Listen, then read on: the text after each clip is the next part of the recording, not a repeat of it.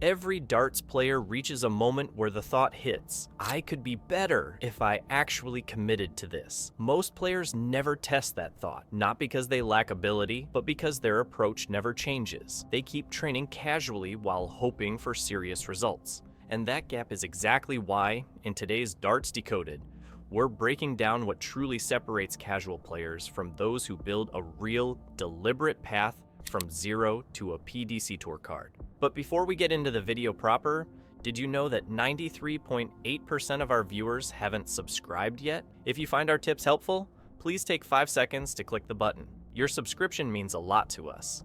This one click will help us enormously to continue producing helpful and free content for you in the future. Much love for your support.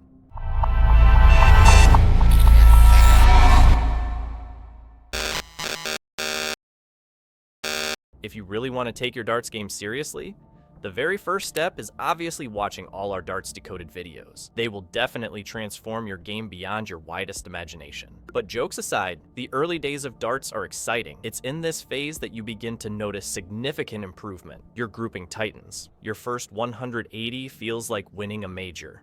You suddenly know what tops for the leg actually means, and why commentators get excited about a 96 checkout. This phase gets you feeling like talent is kicking the door down. However, this is also where a lot of players get fooled.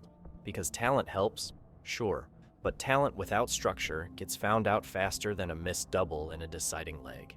Let's talk about a truth most players don't want to hear early enough. Hard work beats talent when talent stops working hard. And in darts, talent hits a ceiling quickly. Consistency, curiosity, and a willingness to learn are what push that ceiling higher. The players who really move forward aren't always the flashiest throwers. They're the ones who stay after practice to tidy up doubles, who ask why their darts drift left under pressure, who actually want to understand why their scoring phase collapses when the match tightens. That curiosity becomes fuel, and fuel is what keeps you throwing when the honeymoon phase ends. And make no mistake, it ends. Usually right after you think you're better than you are. So let's explore the point where things begin shifts. Because darts progress doesn't move like a rocket ship. It moves like a roller coaster with no seatbelt. One week, you're feeling invincible and even talking about new flights. The next week, you can't hit a big 20 to save your life. Your doubles feel allergic to the wire, and you're wondering if the board got smaller overnight. That's completely normal. The players who survive this phase aren't the ones with perfect mechanics. They're the ones who don't panic when their form dips. They understand that darts is a long game played in ugly waves. If you've played darts long enough, then you would have observed that there is the mental side of things that quietly takes the wheel. At some point, every serious player reaches a fork in the road. This is the moment that decides whether darts stays a hobby or becomes a mission for you. You don't need to announce it on social media. It is at this point that something clicks. You decide, even if it feels ridiculous at first, that becoming a professional isn't a joke anymore. And that's the thought changes everything. Suddenly missed doubles hurt more, but losses teach faster.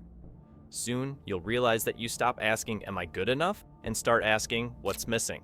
This commitment is powerful. However, it's also uncomfortable, because once you commit, excuses become harder to swallow. You can't blame bad nights on luck forever. Neither can you skip practice and expect miracles. The mindset shifts from hoping to knowing the path is long and deciding to walk it anyway. Enjoying this breakdown? Hit the subscribe button. We're here to guide you step by step. Let's talk about the part most players avoid, even though it's the biggest accelerator in darts. Competition. Real matches, pressure, and real consequences. You can throw for hours in practice and look like a world beater. Then step onto a match board. Hear your name called, feel your heart rate spike, and suddenly that smooth throw disappears. That's not failure. What happened was that the match simply revealed the weaknesses practice never revealed. This is why the advice is simple and ruthless. Play everything you can. Local leagues, opens, qualifiers, floor events. Play the strong players, especially the strong players. Getting beaten by someone averaging 10 points higher isn't discouraging if you're paying attention. That's where you learn what elite scoring looks like, how relentless good players are on finishes, how quickly they punish mistakes. Big tournaments aren't something to fear. They're classrooms with brighter lights. And just when you think volume is the answer, darts throws another curveball.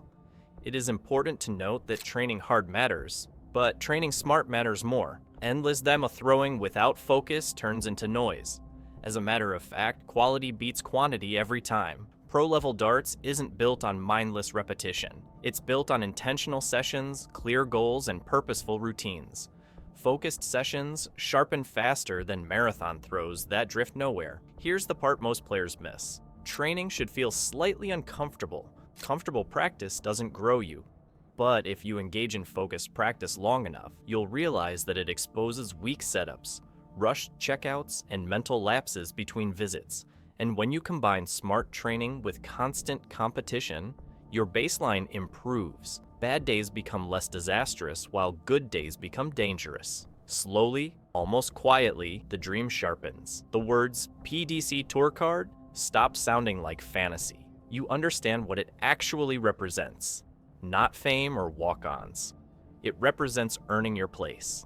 It's proof that you survived the grind, the missed doubles, the early exits, the doubt-filled drives home. But we're not sugarcoating things either. The path is demanding. You'll need to be patient when progress stalls, and courageous when the next step feels too big. There will be weeks where nothing clicks. There will be matches you replay in your head for days because one dart changed everything.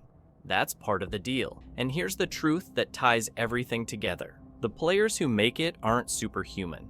They're dogged. They're the ones who stay and keep learning. They keep committing even when results lag behind effort. But that's not all. They accept that the journey from zero to tour card isn't glamorous, straight, or fair. It's uncertain, it's demanding, but it's absolutely possible. So if you're standing at your board tonight, adjusting your stance, lining up a double, wondering if this path is worth it, here's the answer. If you're willing to commit, stay mentally strong, train with intent, and keep showing up when it would be easier not to, then yes, this is the way.